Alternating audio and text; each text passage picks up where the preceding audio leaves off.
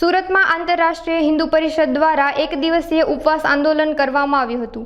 આ આંદોલન બાંગ્લાદેશમાં હિન્દુઓ પર થઈ રહેલા અત્યાચારને લઈ કરાયું હતું। બાંગ્લાદેશમાં બહેનો દીકરીઓ પર થયેલા અત્યાચાર તેમજ ઘણા હિન્દુઓને પોતાનું ઘર છોડી પલાયન કરવું પડ્યું હતું। તે અંગે સરકાર હિન્દુઓની રક્ષા અર્થે પગલાં લે તેવી હિન્દુ પરિષદ દ્વારા માંગ કરવામાં આવી છે। દિનેશ અણગણ, આંતરરાષ્ટ્રીય હિન્દુ પરિષદ સુરત મહાનગર અધ્યક્ષ। આજે શેના માટે ઉપવાસ પર ઉતરો? આજે એક દિવસીય ઉપવાસ ઉપર અમે ઉતર્યા છીએ।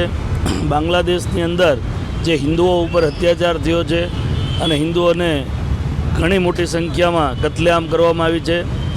હિન્દુ બહેન દીકરીઓને ઉપર બળાત્કાર કરવામાં આવ્યા છે, બાળકોને મારવામાં આવ્યા છે અને પોતપોતાની મિલકત અને માલ સામાન છોડી લોકોને પલાયન કરવું પડ્યું છે। ત્યારે આપણા હિન્દુઓ ભાઈઓ માટે ભારત સરકાર કંઈક મંત્રણા કરે અને એમની આર્મી જે બાંગ્લાદેશમાં આર્મી છે આપણી આર્મી સાથે મળી કંઈક ડિસ્કશન કરે અને હિન્દુઓની સુરક્ષા માટેનું કામ કરે, હિન્દુને સમૃદ્ધિ મળે એવું કંઈક કામ કરે। માટે અમે પ્રવીણભાઈ તોગડિયા જે આંતરરાષ્ટ્રીય હિન્દુ પરિષદના પ્રેરક છે અને સંસ્થાપક છે તેઓના માર્ગદર્શન હેઠળ આખા ભારત દેશની અંદર 10 કરોડ લોકો આજે એક દિવસીય ઉપવાસ કરી રહ્યા છે, જેમાં સુરત મહાનગર આંતરરાષ્ટ્રીય હિન્દુ પરિષદ રાષ્ટ્રીય પ્રધાનમંત્રીના કાર્યકર્તાઓ સાથે હું દિનેશ અણગણ પણ આજે એક દિવસીય ઉપવાસ કરી રહ્યો છું।